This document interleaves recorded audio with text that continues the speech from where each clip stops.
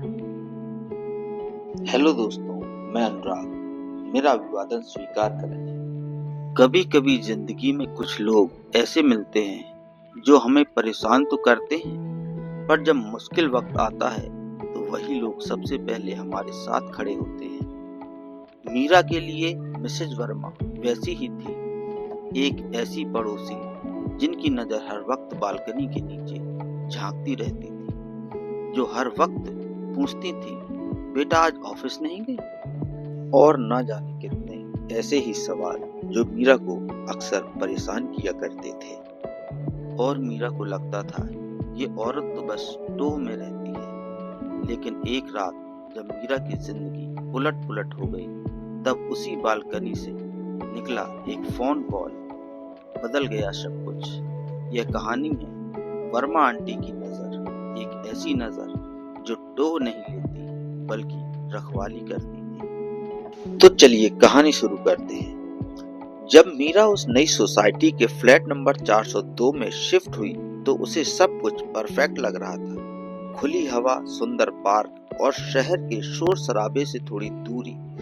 लेकिन एक चीज थी जो उसे पहले दिन से ही खटकने लगी थी। फ्लैट नंबर 302 में रहने वाली मिसेज वर्मा और उनकी हर पल चौकन्नी रहने वाली आंखें। मिसेज वर्मा 60 साल के पार एक विधवा थी, जिनके बच्चे विदेश में बस गए थे। उनका समय बालकनी में बीतता था। बेटा आज ऑफिस नहीं गई? बहुत पार्सल आते हैं तुम्हारे।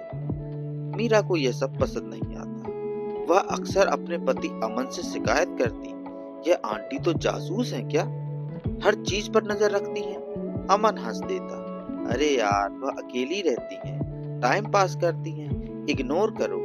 लेकिन मीरा के लिए यह मुश्किल था। एक शाम मीरा ऑफिस से लौटी ही थी कि उसके फोन की घंटी बजी। उसकी छोटी बहन रिया, जो दूसरे शहर के कॉलेज हॉस्टल में रहती थी, फोन पर रो रही थी, दीदी मेरा लैपटॉप चोरी हो गया, मेरे सारे असाइनमेंट, मेरी थीसिस सब उसी में थे, कल सबमिशन है, मैं क्या करूं? मीरा के हाथ पैर फूल गए। उसने रिया को शांत करने की कोशिश की, पहले सांस ले, कहां से चोरी हुआ? हॉस्टल रूम से? हाँ दीदी, मैं बस आधा घंटे के लिए मेस गई थी, वापस आई तो लैपटॉप गायब था। मीरा ने तुरंत रिया को स्थानीय पुलिस में शिकायत दर्ज कराने को कहा। लेकिन वह जानती थी कि लैपटॉप का मिलना नामुमकिन है। वह परेशान होकर लिविंग रूम में टहलने लगी। तभी डोरबेल बजी। दरवाजे पर वर्मा आंटी खड़ी थी। क्या बात है बेटा? बालकनी से देखा, फोन पर रो रही थी, सब खैरियत तो है? मीरा का बांध टूटने को था, लेकिन उसकी हताशा इतनी ज्यादा थी कि वह वहीं दरवाजे पर बैठकर रो पड़ी। उसने रोते रोते सारी बात बता दी। मीरा को लगा था कि वर्मा आंटी अब कहेंगी, आजकल के बच्चे सामान का ध्यान ही नहीं रखते, या ऐसा ही कुछ। लेकिन वर्मा आंटी ने मीरा के कंधे पर हाथ रखा और कहा, तुम्हारी बहन हॉस्टल में रहती है? कहाँ है हॉस्टल उसका? मीरा ने शहर और हॉस्टल का नाम बताया। वर्मा आंटी ने अपना छोटा सा मोबाइल निकाला और एक नंबर डायल किया। हेलो सरोज, मैं वर्मा बोल रही हूँ। सुनो, तुम्हारी ननद उस नारी शक्ति हॉस्टल के पास रहती है ना? जरा उसकी बेटी को तुरंत उस हॉस्टल भेजो। वहाँ एक लड़की है रिया, मीरा की बहन, उसका लैपटॉप चोरी हो गया है। बस जाकर उसको हिम्मत दे, मैं पता करवाती। मीरा हैरान थी।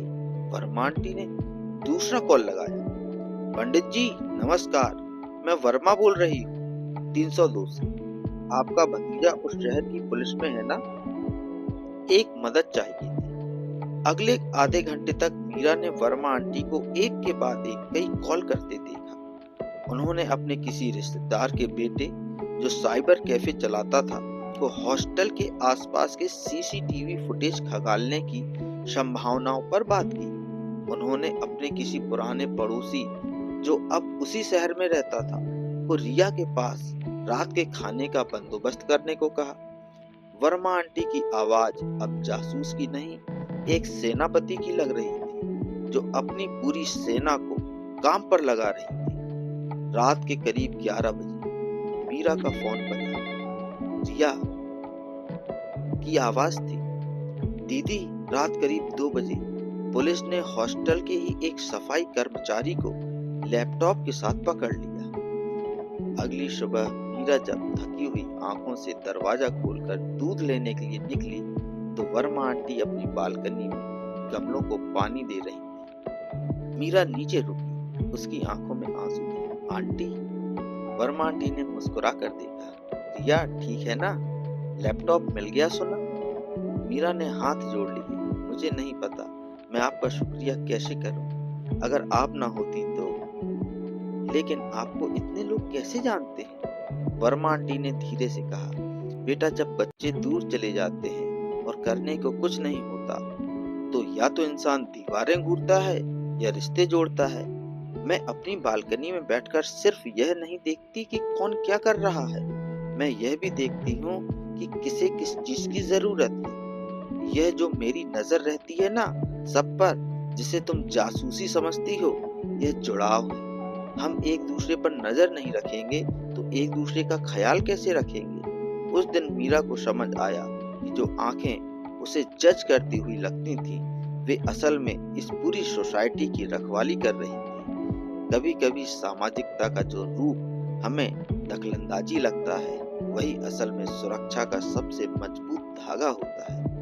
अब भी वर्मा आंटी की आंखें मीरा पर रहती हैं, लेकिन अब जब वह पूछती हैं, बेटा सब ठीक है ना, तो मीरा मुस्कुराकर जवाब देती है, हाँ आंटी, आपकी दुआ से सब ठीक है। यदि आपको कहानी अच्छी लगी हो तो कहानी को लाइक जरूर करें, अपने दोस्तों रिश्तेदारों को शेयर करें और चैनल को सब्सक्राइब करना ना भूलें। थैंक यू, धन्यवाद।